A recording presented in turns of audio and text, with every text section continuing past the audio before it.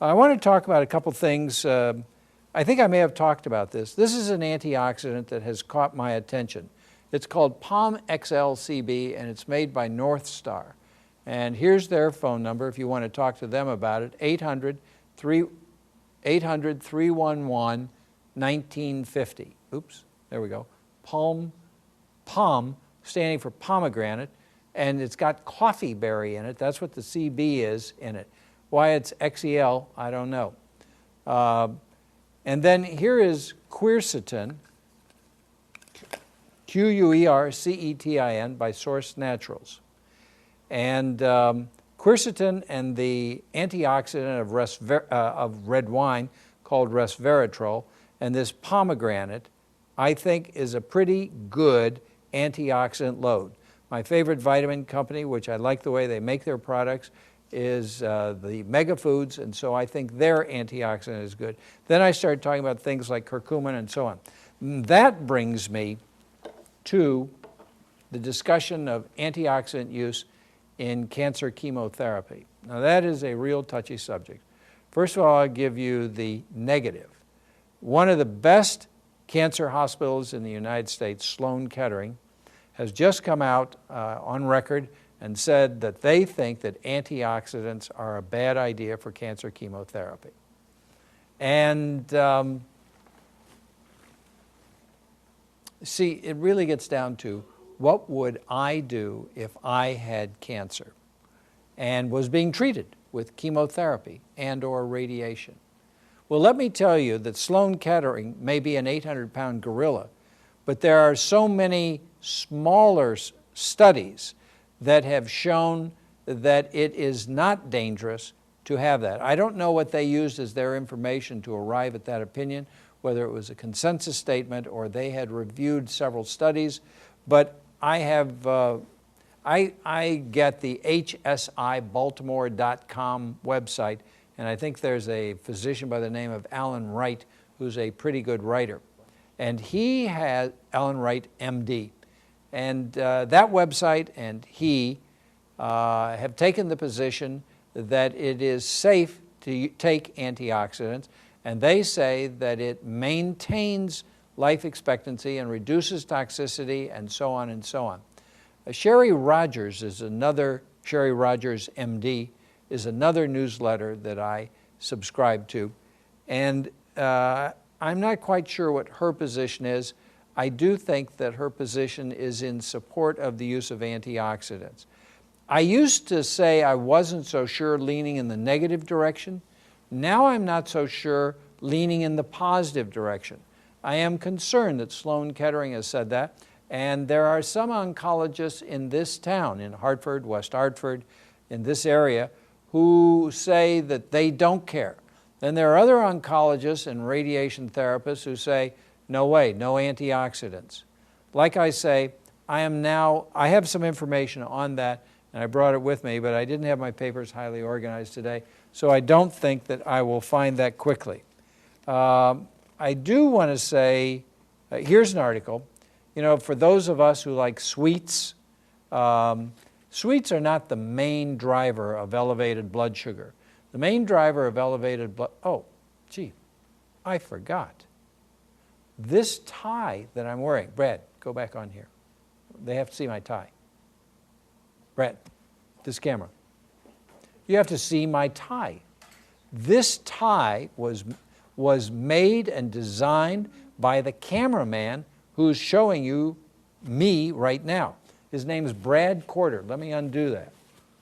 This is his tie. I wasn't going to wear it, but a sort of style person, I thought it was a little bit old-fashioned.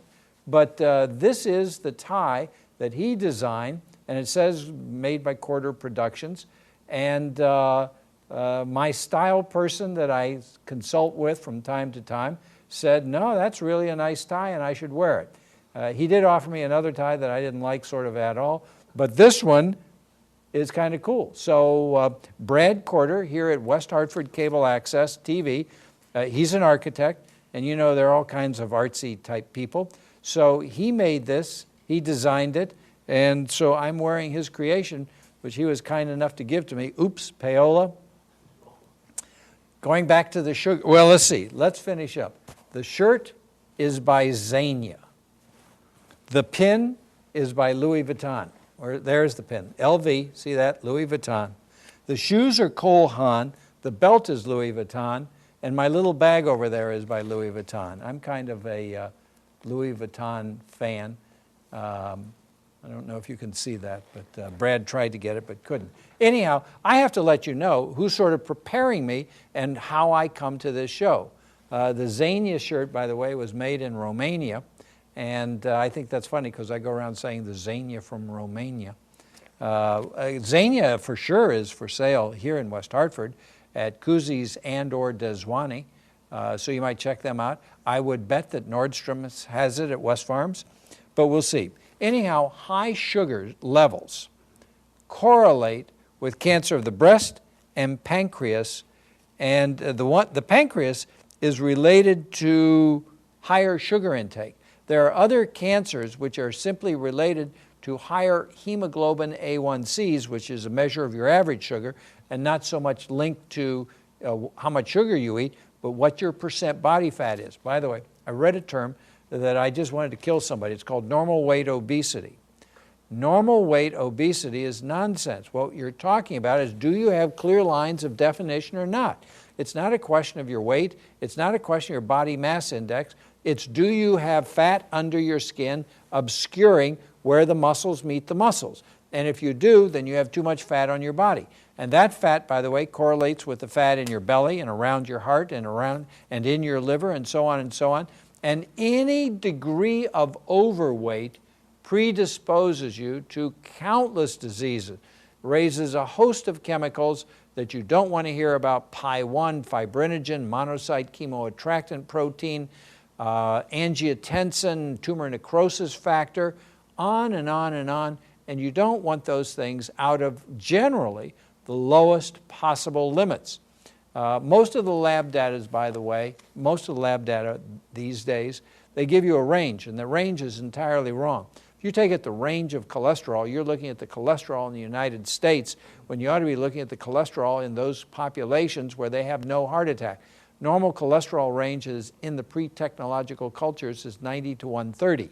I'm a little bit kind, and I say, okay, up to 150. And the reason I do that is because of the Framingham study, which showed that essentially heart attack does not occur below a cholesterol of 150. That's not an absolute written in stone promise and guarantee. And if you smoke, use cocaine, or have diabetes, all bets are off. So bottom line is, you want your cholesterol under 150. When you subtract the good cholesterol from the total, you want that number to be less than 90.